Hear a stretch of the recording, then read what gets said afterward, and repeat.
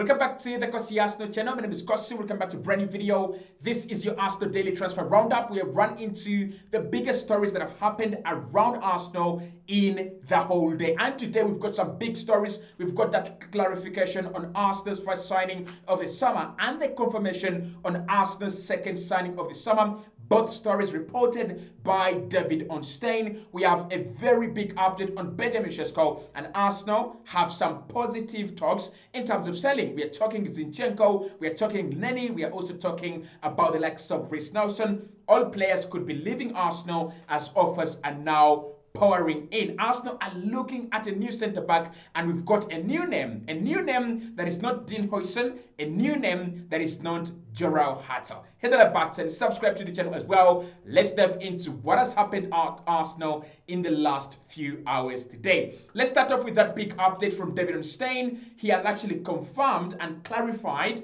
Arsenal's first signing of the summer and the second signing of the summer. So Arsenal's first signing of the summer is going to be Martin Zubimendi, and there's been talk about Real Madrid hijacking the deal. Well, David Ornstein today has confirmed that Arsenal consider this deal signed, delivered, and sealed. Arsenal believe that the player will actually show up during preseason, at the start of preseason in July, to join up with the team. Now, listen, I don't blame the Athletic. I don't blame anyone. Martin Zubimendi's case has been a difficult one right from last summer. Liverpool, and then Madrid, and then Arsenal, and then Barcelona. It's been a lot of talk, but I think it's finally coming to an end. The key words to take away from David Ornstein's reporting is Arsenal consider this deal signed and sealed, and they expect him to arrive before preseason. They expect him to arrive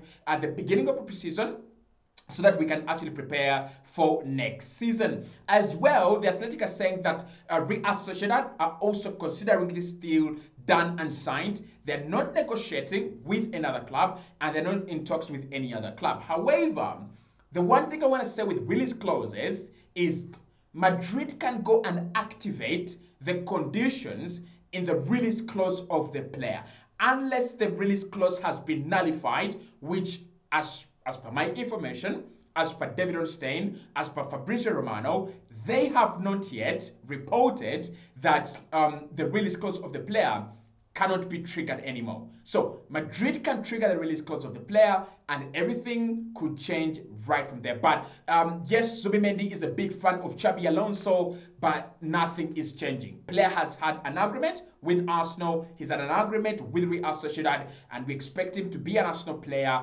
very, very soon. It has been revealed by David Ornstein as well that Arsenal are actually going to pay £55 million instead of the initially reported £51 million.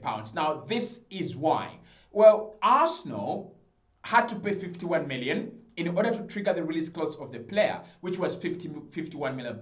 But Arsenal decided they would rather pay £4 million more and, you know, arrange the payments in a structured way, other than just triggering the release clause of the player, which would ask us to pay £51 million at once. So Arsenal will be paying about 66 or 65 million euros. That is £55 million.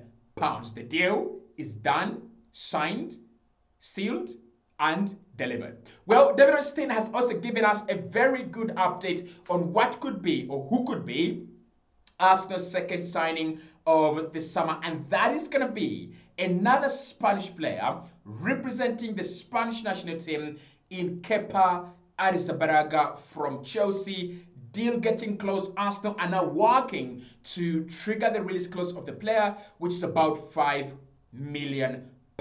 So that is also getting very close. Arsenal have already had agreements between them and the player. Personal terms, not an issue, as Arsenal consider his salary doable. Arsenal will now proceed to talk to Chelsea and finalize the deal. So, given the difficulty of the Zubimendi deal, because Martin Zubimendi deal, yes, it's done, but it has to be announced in July. Kepa is said to be Arsenal's second signing of the summer. He might be announced as our first signing of the summer, though. I hope this makes sense. he's gonna be Arsenal's second signing of the summer because Zubimendi was signed like 2 months ago. But Kepa could be the first signing of the summer because he could be announced first. There is a possibility that we get Kepa announced, Shesko announced, even Rodrigo announced before we announce the signing of Martin Zubimendi. I think it's gonna depend on how difficult, right, these other deals are. If the Shesko deal becomes easier, he comes in before Zubimendi. If the Rodrigo deal or Nico Williams deals are easier, they come in before Martin Zubimendi. But Kepa Arrizabalaga, everything is on track for him to become the second signing of the summer at Arsenal. Arsenal very confident on that, and he is a well-loved player and respected player within the ranks at Arsenal Football Club. Now, the third story has been revolving around Leroy Sane today, and we've got a couple of updates on Leroy Sane. I want to start off with the one that I talked about in the morning, where we were talking about Leroy Sane receiving an offer, officially a written offer from Arsenal, and that makes it 4 written offers on the table for Leroy Sane. Fenerbahce have so far offered the most amount of money. Galatasaray are pushing and pulling, and then you have Arsenal, who is we are the preferred destination of the player, especially being the fact that we are located in London, and Bayern Munich, who have the player at the moment, but have failed to give him a new deal that actually satisfies his desires. And the one thing I want to say on this deal is, if Arsenal can meet the right terms and conditions, we might have Leroy Sane as the third signing of the summer at Arsenal. Arsenal are looking at a backup winger for Bukayo Saka. Leroy Sane can do that, and the deal makes a lot of sense. It's a free deal. Honestly, Arsenal love free deals. We love cheap deals. We love free deals. And Leroy Sane is one of the best you can get on the market. Yes, we messed up with Raheem Sterling, but this time, a free deal, a cheap deal, I think Leroy Sane makes more sense. So he's coming in potentially as that versatile forward that can give you a couple of options. You take off Martin Odegaard, you can introduce Leroy Sane. You take off Martinelli or Trossard or Rodrigo, you can introduce Leroy Sane. Or you just need more attacking force, more attacking power, and then you introduce Leroy Sane and maybe take off someone like Mikel Merino, you take off someone like a Zubimendi or a Thomas Partey. So this one is not as close as people think.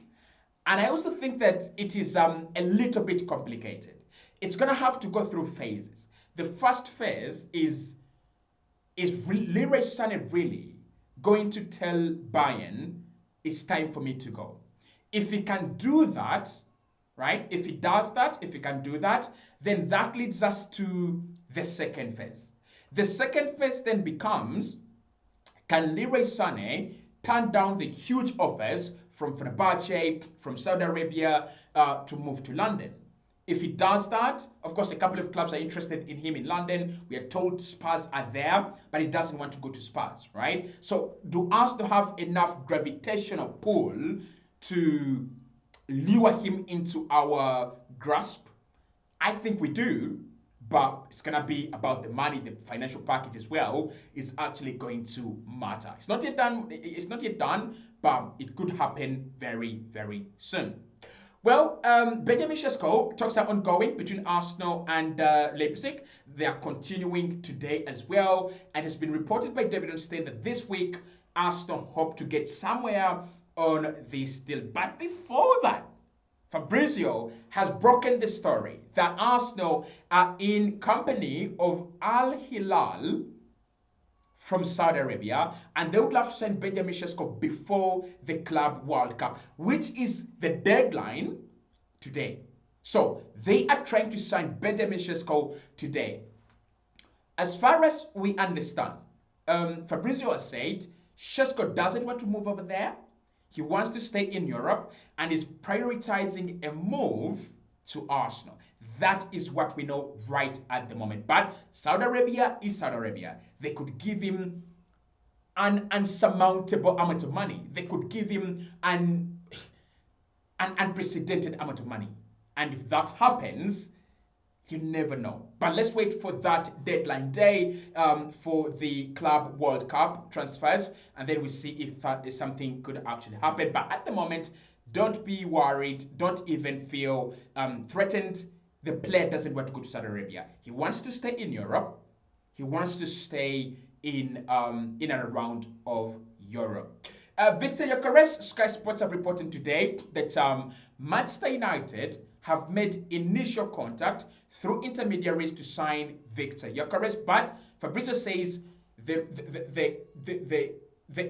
link is still open between Gyökeres and Arsenal, and there is also a possibility that if the Šeško deal doesn't fall through, or falls through actually, then Arsenal will go and sign Victor Gyökeres. Nothing much on Victor Gyökeres. I've seen a few reports here and there saying that Gyökeres is angry with Sporting because they are asking for about 80 million instead of the 70 million they agreed.